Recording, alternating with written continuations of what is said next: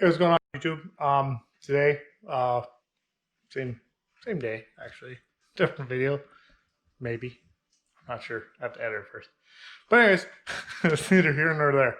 Um, Now we're gonna do the front wheel speed sensors on the 2012 Chrysler 200. I think this one's gonna be a little bit more time consuming because we have the engine bay to deal with, not just an open trunk bay. So. We'll hop into it right away with the passenger side. So this is what I was talking about in either this video or the next video when I was banging these bolts out for my strut. I hit the hammer right there and then cut my wheel speed sensor. I mean, whether this one was the bad one or not, I don't know. Well, it doesn't really matter anymore because it's junk and there's no way to repair that. So we will take it out. It's going to be pretty much the same as the rear. Okay, so this is where your actual wheel speed sensor goes into your hub.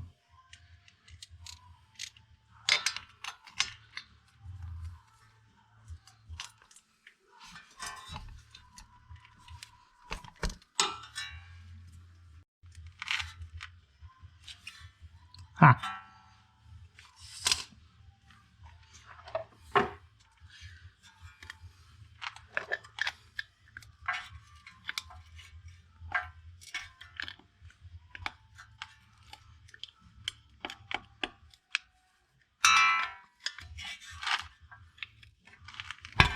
Ow.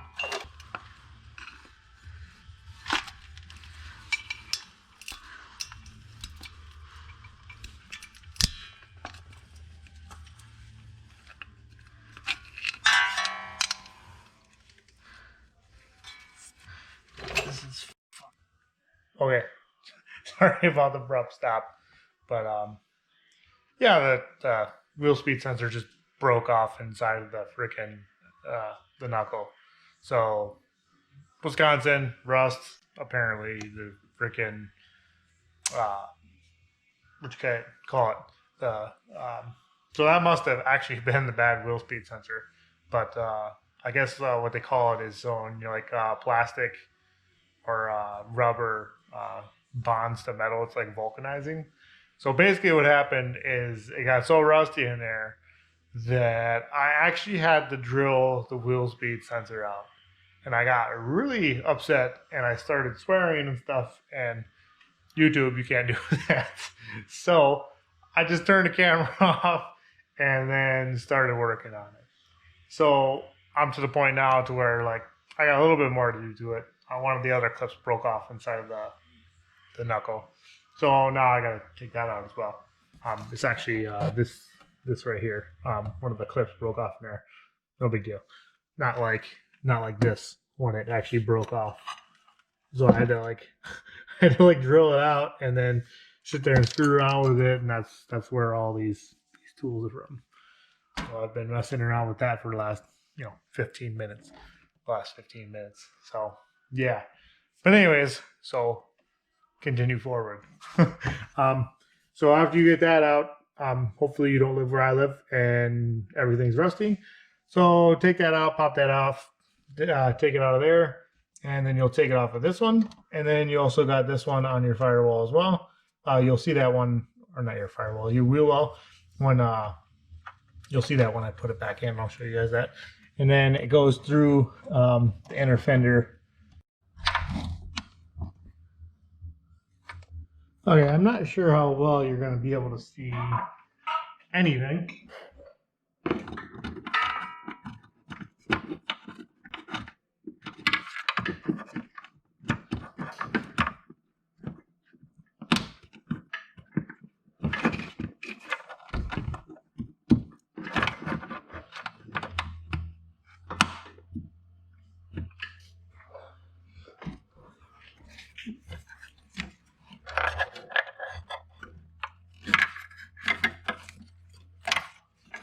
Alright, so now I got that fished through. So now I know you can't see what I'm doing here, but I can barely tell what I'm doing. So now we need to connect the two.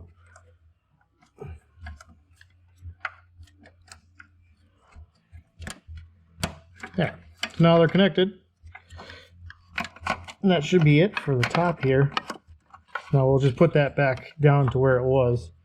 And this is where it was before. So it was just sitting down into here. So if you don't move all this stuff or unbolt the power steering and stuff like that, if you have small hands, you might be able to put your hand through here. But I mean, I'm not saying I have mitts or anything like that, but it just made it way easier to take the unbolt the power steering and just lift it up and then take the engine cover off. And then it was just an easy, you know, little 13 mil that holds the power steering fluid on. And that's, you know, that's pretty much it. And then the engine cover just plops down over there. It's held on by these little nubby things. And those are real easy to line up. So that's pretty much the top. It's not really that much of a pain in the butt. It's actually pretty easy after I looked at it for a minute. I thought it was going to be a total pain in the butt, but it ended up not being.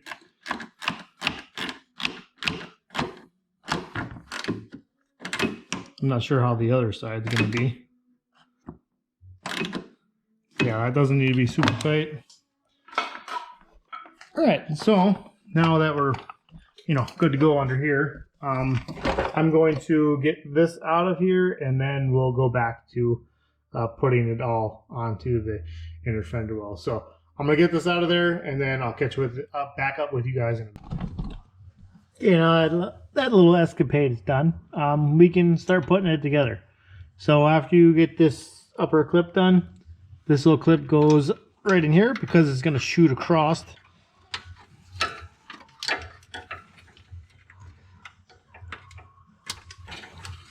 So that clips in there. It'll shoot across. This little tab is the one I was talking about a little bit earlier. So that will bolt. These all have like a little alignment pin on them. So, I mean, they pretty much only go in, not pretty much, they only go in one way. Okay, that one's done. Now we'll move on to the one that's on the strut. That goes underneath.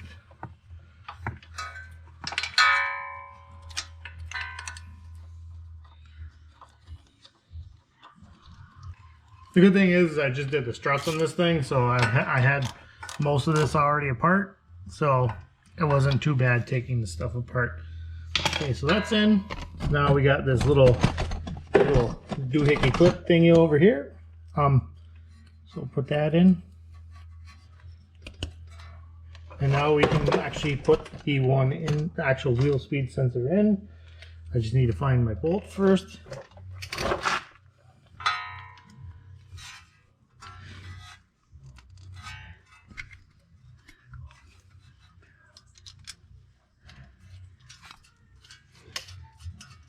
And then this is just a little 10 mil. And it doesn't need to be super tight, it just needs to be a little snug. Because it's just a little plastic doohickey. There you go, that's pretty much it. So that's the passenger side. So that's the passenger side. So now we'll move on to the driver's side. Hopefully that's easier. This side was pretty easy, except for the fact that, you know, the plastic, you know, sensor was actually welded to the knuckle. So that was my only hindrance on this side.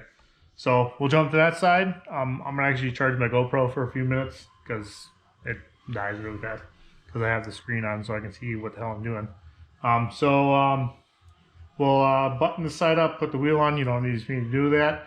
And then we'll jump over to the driver's side. So I'll see you guys in a second when I set up for that side. Yo, what's up? Exciting news. You gotta take like half the other side of the car off. So this is the best way I found to do it. I'm not sure if the correct way to do it or not. I don't really care. This is how I had to do it. You have to take the top of the air box off. You have to take, you don't have to take it off, but you have to loosen it to get it out of the way. And you have to take the ECU off. So there's two bolts holding the ECU on. There's top and the bottom, and they're both 10 mils. So you take those two off, you loosen the ECU. So you have all this crap out of your way. So then you can pull the ECU out of your way, and then you snake your hand in between there. And then your clip is all the way down there. You see that little red thing? That's where your clip is. So that's how you have to do the driver's side. Other than that, all the stuff down here is exactly the same. So other than taking all of this stuff off, moving the ECU and getting down there and getting dirty in there, that's really the only difference. So, I mean, engineers, huh? Just, you know, I mean, it's a small car, it's a big engine, so I mean, I guess I get it. You know, have to stuff a lot of stuff in a small space. But I mean, man, they couldn't have made that easier to get there. You know, make the wiring loom higher up or something like that. Because wheel speed sensors, they go bad. Like that's like a thing. They go bad. That's one of like the biggest things that'll go bad on a car is a wheel speed sensor, because it's out in the elements. It's, you know, constantly getting beat up by everything. It's just like your brakes, you know, it's outer part of the car that's constantly getting beat up. So I don't know why they would make this, like, it's not difficult to change, but it's definitely a pain in the butt. So I guess I'll kind of try to set you guys up a way to where you can see me putting it back together, because I didn't show taking it apart. Because, I mean, there's really no good camera angle that I can see that is going to show you how to take this thing apart, I guess. So we'll plug this new one back in, and then I'll kind of show you guys how to, I guess, put it back together after you take it apart. So, I mean, I guess it's not really a good video for changing your wheel speed sensor, but Rona, it's pretty forward as far as taking your airbox off. You need a Phillips screwdriver or a flat blade screwdriver to take your airbox off, and the snorkel off your airbox just to loosen it so you can get out of the way, and then a 10 mil for your ECU. So I'll show the backwards of that to show you guys.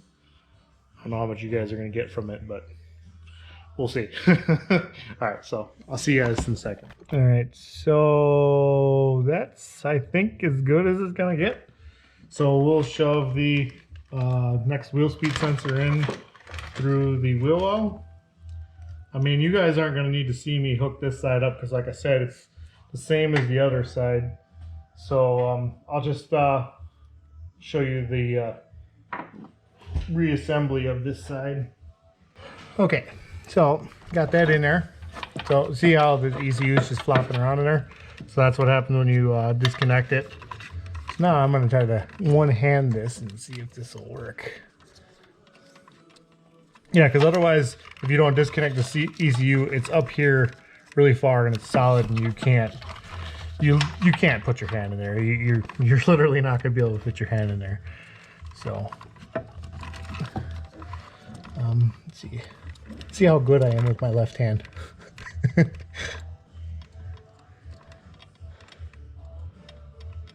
Apparently not very good.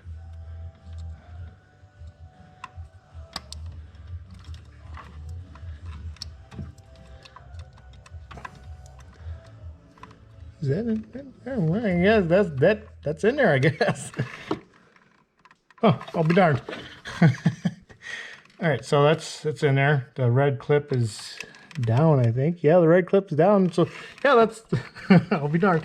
It's good to go. So now I'll just leave that in there like that, because that's what I was doing before. It was just kind of, I wasn't really flopping down in there. There's a little tab that's, I'm not sure if I'm gonna be able to see it on the camera. Well, anyways, there's a little tab that's on the chassis there, and that was connected to the wheel speed sensor. Like it sits there on the chassis, but I'm not gonna put it back on there. I'm just gonna leave it there and let it flop around, because I don't really care. I'm not gonna sit there and try to make that back on that tab when everything in here is a freaking total pain in the butt to get, you know, anywhere in here, because I don't really see there being a benefit to it being on there or not on there. So I mean, it's not gonna damage itself by flopping around there. Okay, so now we'll put the ECU back. Okay, so you got your 10 mil on the top and you got your 10 mil on the bottom. So it's a nut on the top and then a bolt on the bottom. So we'll get the nut started on the top.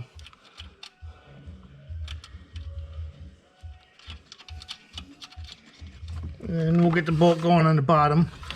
And you got to get these the snorkel and that stuff off before you can get at the ECU, just because there's no room. I don't even know if I'm gonna be able to have you guys in there while I'm doing this. Here, let's see. I don't know. I guess we'll see what this looks like. But yeah, so put that down there.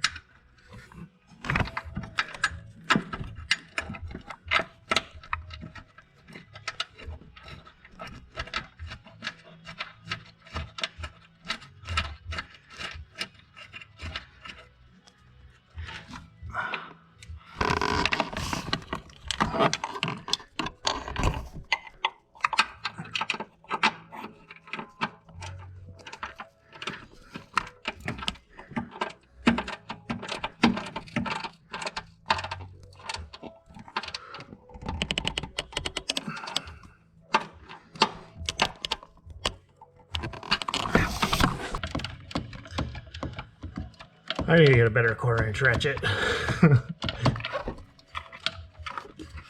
think this thing's got like 3 teeth in it.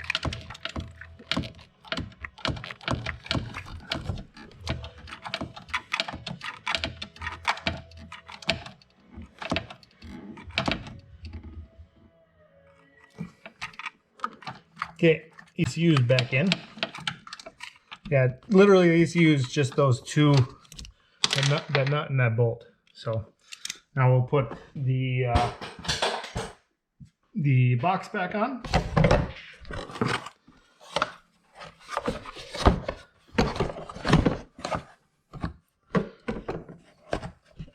Should really do like a head mount for this. You guys can see what I'm doing a little bit better, but I'm a little bit too lazy to put that on there right now. Just want to get this done. All right, so that's on. That one's on. There. Now, all I do is have to freaking line up the screws. Oh, Jesus.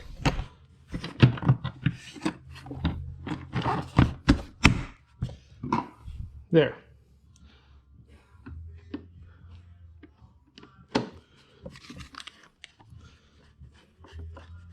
And if you're wondering what that is, that's mud.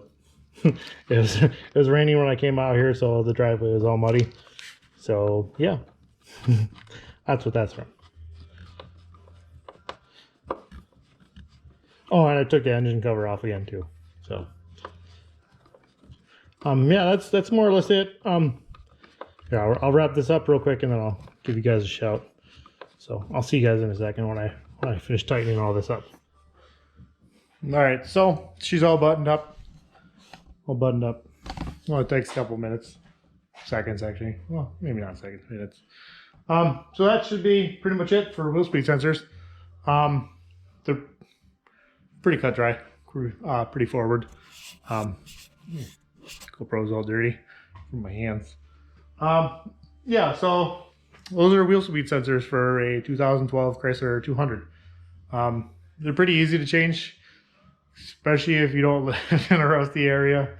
Even if you do, it's a little bit of a pain in the butt. You pretty much have to just rip the front of them off and then drill them out and then sit there with a needle nose and try pulling them out and sit there and screw around with that for 10-15 minutes per side. So overall, I'd say this job is probably like between the front and the back, since everything's so rusty and seized together and whatnot. This probably took me maybe hour, 45 minutes, 2 hours, something like that, just because of the messing around with rusty parts. So, but now I'm chit chatting a little bit too much. So we'll end the video here, and I'll see you guys in the next one. Until then, peace out.